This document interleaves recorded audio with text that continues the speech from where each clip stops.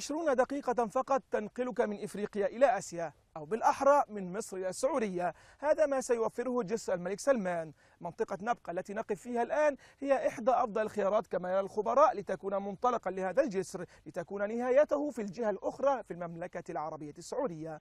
ويطرح الخبراء سيناريوهين أساسيين لبنائه. السيناريو الأول أن ينطلق جسر معلق من نبق إلى تيران، وجسر آخر منها إلى صنافير، وثالث من صنافير لمنطقة رأس حميد بتبوك شمال غرب السعودية. أما الاحتمال الثاني أن ينطلق الجسر من نبق إلى تيران ومنها مباشرة إلى تبوك، وهذا السيناريو هو الأقل كلفة والأسرع في التنفيذ كما يقول الخبراء.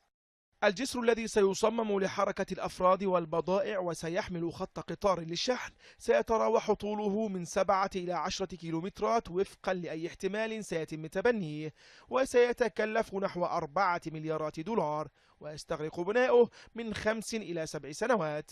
الكوبري هيبقى في منفذ في مصر ومنفذ في السعودية، ودي بتبقى زي منافذ حدودية، كأن عندي مواني برية زي يعني زي السلوم، زي رفح، زي المنفذ مع السودان.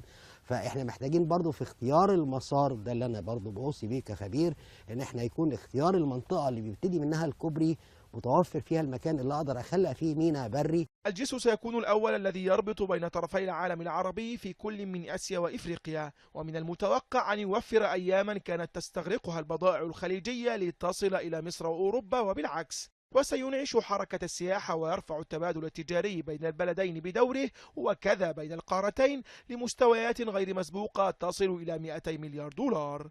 سهولة الانتقال بين مصر والسعودية من أبرز ما سيوفره الجسر، الذي سيساهم أيضا في زيادة عدد الحجاج والمعتمرين من مصر وإفريقيا.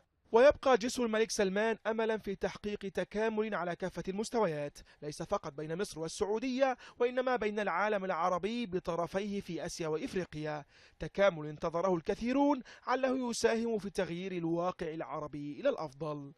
أحمد بقاتو، الحدث، جنوب سيناء.